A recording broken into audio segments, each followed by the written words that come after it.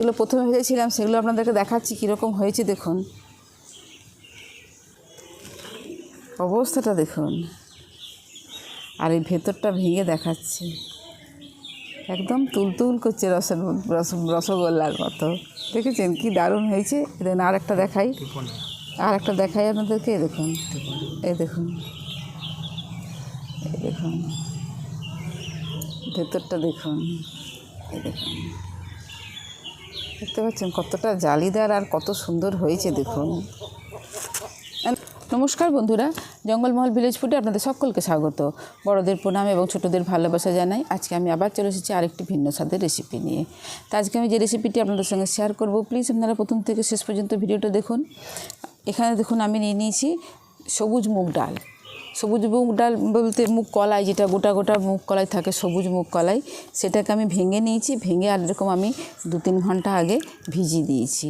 তো দেখুন কলাইগুলো কিন্তু খুব ভালো করে ভিজেও গেছে। দেখুন একটু ভেঙে আর ভালো করে ভিজিয়ে দিয়েছিলাম। আমি এই মুগ কলাইয়েরই রসবড়া রেসিপি আপনাদের সঙ্গে শেয়ার করব। এবং এই রসবড়াগুলো এতটাই সুস্বাদু হয় খেতে, যে আপনারা যদি বাড়িতে ঠিক একভাবে বানিয়ে খান, দোকান থেকে আর মিষ্টি কিনে খেতে ইচ্ছে করবে না। তো একদম নরম তুলতুলে রসে টইটম্বুর এই রসবড়া রেসিপিটি আমি আপনাদের সঙ্গে শেয়ার করব। তো প্লিজ আপনারা প্রথম থেকে শেষ পর্যন্ত ভিডিওটা দেখুন। দেখুন মুগ কলাইগুলোকে যে আমি 3 ঘন্টা আগে ভিজিয়ে রেখেছিলাম, আর এই দেখুন মুগ কলাইগুলো কিন্তু খুব ভালোভাবে ভিজেও গেছে। এরকম হাত দিয়ে প্রেস করলেই দেখুন ভেঙে যাচ্ছে। এই দেখুন, এই দেখুন। এরপরে এই যে খোসাগুলো আছে দেখছেন, এই খোসাগুলোকে কিন্তু আমি পরিষ্কার করে নেব। তো খোসাগুলো কীভাবে পরিষ্কার করব তারও কিন্তু পদ্ধতি আছে। দেখুন এখানে আমি জল নিয়ে নিয়েছি, তো হাত দিয়ে এইভাবে একটুখানি চটকে দিতে হবে। এরপরে এই যে একটা জায়গা নিয়েছি, দেখুন এই জায়গাতে এরকম আস্তে আস্তে এই হাতটাকে একটু নাড়াতে হবে। আর এই দেখুন, এই দেখুন, এই দেখুন শুধু খোসাগুলো বেরিয়ে আসবে। দেখুন, এই দেখুন, দেখেছেন কত কত এই দেখুন কত খোসা বেরিয়ে এসছে, দেখেছেন? এই দেখুন এইভাবে যদি 3-4 ধোয়ার পরেই দেখবেন যে সমস্ত মুগ ডালের খোসাগুলো কিন্তু বেরিয়ে গেছে। তো আমি চলুন এটাকে আগে প্রথমে পরিষ্কার করে ধুয়ে নিয়ে আসি। দেখুন মুগ ডালগুলোকে আমি ধুয়ে নিয়ে চলে এসেছি। দেখুন কতটা সুন্দর পরিষ্কার হয়ে গেছে। আর এই যে 2-1টা খোসা আছে, এতে কিন্তু কোনো অসুবিধা নেই। তো কতটা পরিষ্কার হয়েছে দেখুন। আর এই যে 2-1টা খোসা আছে দেখছেন, এতে কিন্তু কোনো অসুবিধা হবে না। তো চলুন রেসিপিটা শুরু করা যাক। এরপরে এটাকে আমি বেটে নেবো। এই রেসিপিটি তো আমি করবো মুগ ডালের রস বড়া। তো রেসিপিটির জন্য আমাকে এই মুগ ডালটা বেটে নিতে হবে। আমি শিলনোড়ায় বাটবো। আপনারা যদি কেউ মনে করেন যে মিক্সিতে বাটবেন, মিক্সিতে বাটলে কিন্তু অতটা ভালো হয় না। আর যদিও কেউ একান্ত নিরুপায় হয়ে বাটতে চান, তাহলে কিন্তু 3 ঘন্টা আগে বেটে রেখে দেবেন, তারপরে এটা তৈরি করতে হবে। তো আমি শিলনোড়াতে বেটে নিচ্ছি। আর একটা জিনিস, যেটা ওই চেনা মুগ ডাল, যেটা ডাল, সেটাতেও কিন্তু খুব একটা ভালো হতে চায় না।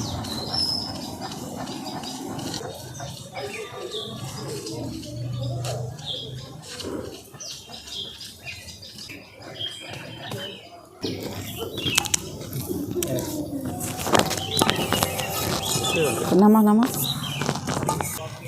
দেখুন এই মুগ ডালটা বাটা হয়ে গেছে। এবার এটাকে আমি তুলে নিচ্ছি। বাকি ডালগুলো আছে, সেই ডালগুলোকেও বেটে নেব। এটা খুব ভালো করে জলটা ঝরিয়ে কিন্তু নিতে হবে, তাহলে যেন বাটাটা খুব একটা পাতলা না হয়, এটা লক্ষ্য রাখতে হবে। সব থেকে ভালো হয় ছেঁকে নেওয়ার পরে।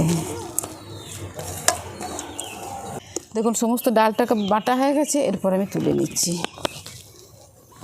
কি গরম করছি গো! আরে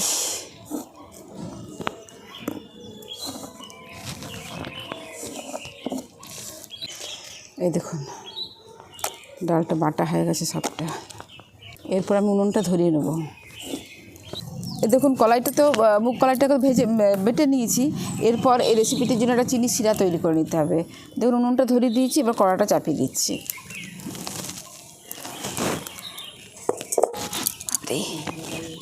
দেখুন 1 বাটি চিনি নিয়ে নিয়েছি, দিয়ে দিচ্ছি 1 বাটি জল। 2টো এলাচকে ফাটিয়ে দিয়ে দিচ্ছি।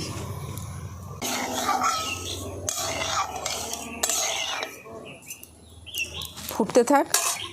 এরপর আমি এই যে কলাইটা বেটে রেখেছি, কলাইটাকে খুব ভালো করে ফেটিয়ে নিতে হবে, অনেকক্ষণ ধরে ফেটাতে হবে।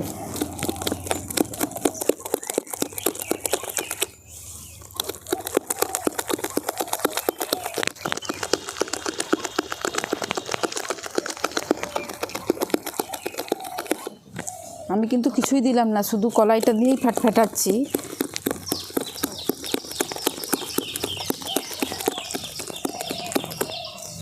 এটা ফেটাতে না এটা হালকা হয়ে যাবে একদম, মানে তো মানে ফেটানোর সময়ই বোঝা যাবে যে এটা কতটা হালকা হয়ে গেছে।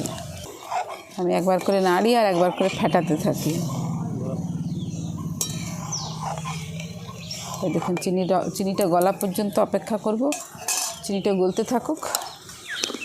এদিকে কিন্তু ফেটানো বন্ধ করা চলবে না, কনস্ট্যান্ট ফেটিয়ে যেতে হবে, তবে গিয়ে না ভেতরটা একদম পুরো স্পঞ্জি হবে আর দারুণ সুন্দর লাগে খেতে। বাড়ির তৈরি মিষ্টি। আমাদের এখানে যত রকমের উৎসব অনুষ্ঠান হয় প্রত্যেকের বাড়িতেই কিন্তু এই রেসিপিটি বানানো হয়, প্রত্যেকের বাড়িতেই কম বেশি। দেখুন কালারটা চেঞ্জ হয়ে গেল পুরো। দেখুন চিনিটা গলে গেছে, আর চিনিটা গলে গেলেই হবে, কিন্তু কোনো একতার দুতার এরকম কোনো আমি তৈরি করব না, খালি চিনিটা গলে যাওয়া পর্যন্ত অপেক্ষা করেছি এবং তারপর কিছুক্ষণ ফুটিয়ে নিয়ে এটাকে আমি নামিয়ে দিচ্ছি। মানে চিনি সিরাটা আমাদের তৈরি হয়ে গেছে। দেখুন কড়াটা পরিষ্কার করে বসিয়ে দিচ্ছি আর কড়াতে দিয়ে দিচ্ছি সাদা তেল। এবার এগুলোকে ভেজে নেব। তেলটা গরম হতে থাক। আমি কিন্তু কনস্ট্যান্ট এটাকে ফেটিয়ে গেছি, একবার করে ফেটিয়েছি, একবার করে চিনি শিরাটা তৈরি করেছি। এটা আবার একটু ভালো করে ফেটিয়ে নিচ্ছি। এবার দেখুন ভেজে নেওয়ার সময় হয়ে এসছে। এরপরে আমরা এর মধ্যে দিয়ে দেবো কিন্তু পরিমাণ মতো নুন। আগের থেকে কিন্তু নুন দিলে চলবে না, তাহলে কিন্তু খুব একটা ভালো হবে না। সামান্য পরিমাণে অল্প একটুখানি নুন দিয়ে দিচ্ছি। দেখুন আমি এর মধ্যে কিন্তু খাবার সোডা বা বেকিং পাউডার থেকে আরম্ভ করে কিচ্ছু দিইনি, প্লেন এই শুধু মুগ ডালেরই বড়াটা তৈরি করব।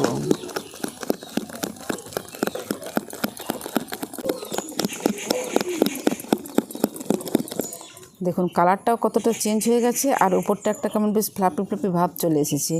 মানে এত ভালো করে এটা ফেটাতে হবে, ফেটানোর উপরেই নির্ভর করবে যে বড়াগুলো কতটা সুন্দর হবে এবং কতটা ভেতরটা বেশ স্পঞ্জি হবে। এই ফেটানোটার উপরেই নির্ভর করে।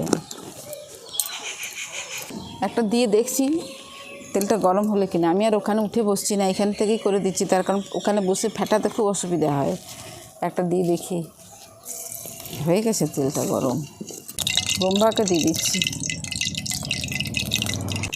এখন তেলটা মোটামুটি ভালোই গরম হয়ে গেছে। এরপর আমি একে একে বড়াগুলো সব ভেজে নেব।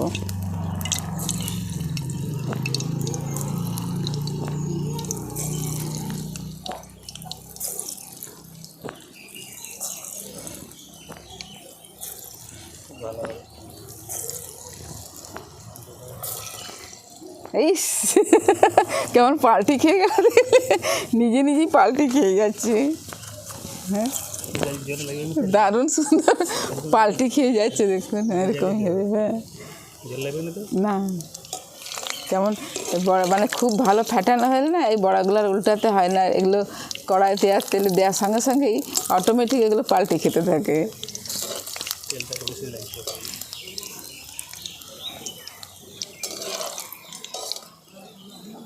এত ভালো লাগছিল দেখতে, না টুপ টুপ পাল্টি খেয়ে যাচ্ছে।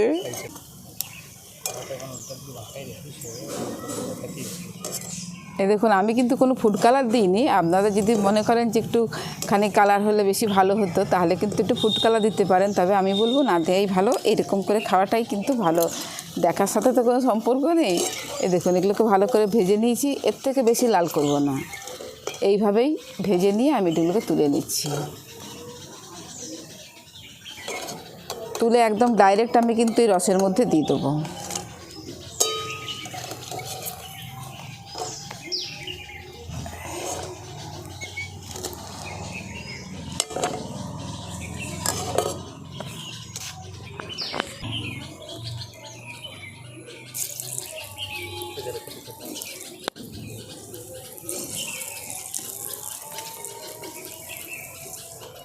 এই দেখুন টুপ টুপ পাল্টি খেয়ে যাবে।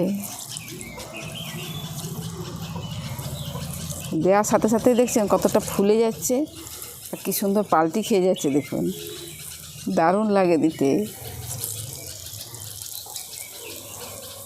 আজকের মানুষের সবথেকে সেরা বড়া হবে। হ্যাঁ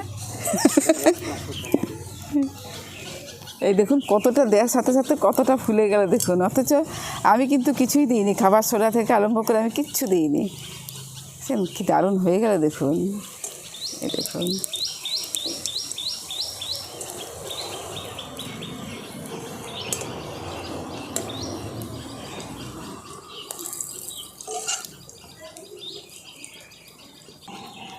দেখুন এগুলো লাল লাল করে ভেজে নিয়েছি, এবার এগুলোকেও তুলে নিচ্ছি।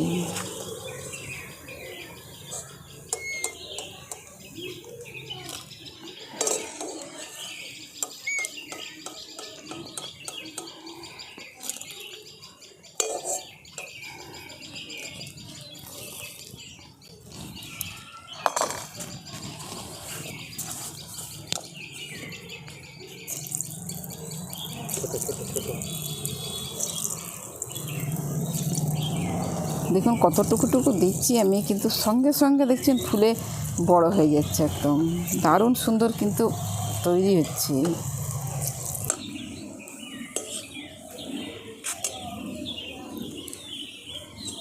মুগের ঝিলা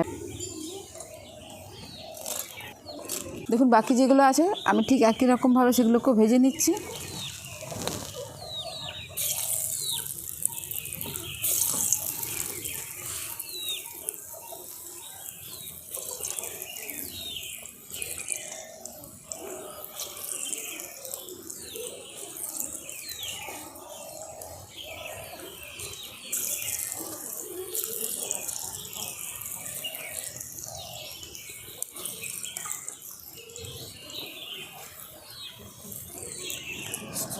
এই দেখুন সমস্ত রস বড়াগুলোকে আমি ভেজে নিয়েছি, মুগের বড়াগুলোকে, এরপর আমি রসের মধ্যে ভিজিয়ে রেখেছি।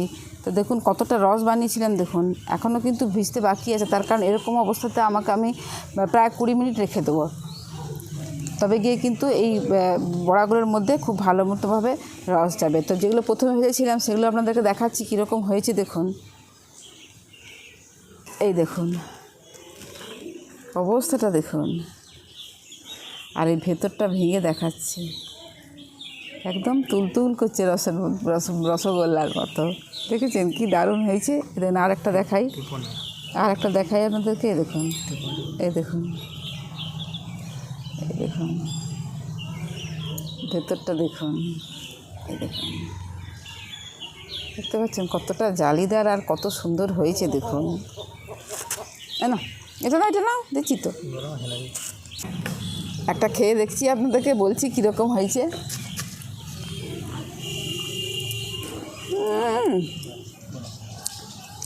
সুপার হয়েছে, হয়তো সুপার, মানে কি বলবো, এই বড়াটা সম্বন্ধে আমি যাই বলি না কেন সেটাই কিন্তু কম বলা হবে, এতটা টেস্টি হয়েছে খেতে। মানে কি বলবো, না খাওয়ালে তো বোঝাতে পারবো না, যদি না কি আর খাওয়াবোই বা কী করে। তো দারুণ হয়েছে কিন্তু। আর এইভাবে দেখুন আমি নিচে যে রস বড়াগুলো ছিল সেগুলো তো রস চলে গেছে, এরপর আমি এই ওপরেরগুলোকে নিচে পাঠিয়ে দিচ্ছি। আজকের রেসিপি আপনাদের কীরকম লাগলো অবশ্যই আমাকে কমেন্ট করে জানাবেন, আর বাড়িতে ঠিক এইভাবে বানিয়ে একবার খেয়ে দেখবেন। ভালো লাগলে জঙ্গলমহল ভিলেজ ফুড চ্যানেলটিকে লাইক, কমেন্ট, শেয়ার করবেন এবং প্লিজ সাবস্ক্রাইব করে দেবেন। পাশে থাকা বেল আইকনটি প্রেস করবেন সবার আগে নোটিফিকেশান পাওয়ার জন্য। প্রত্যেকেই ভালো থাকবেন, সুস্থ থাকবেন, সাবধানে থাকবেন। আজকের ভিডিওটা আমি এখানেই শেষ করছি। আবার আপনাদের সঙ্গে দেখা হবে পরবর্তী আরেকটি ভিডিওতে।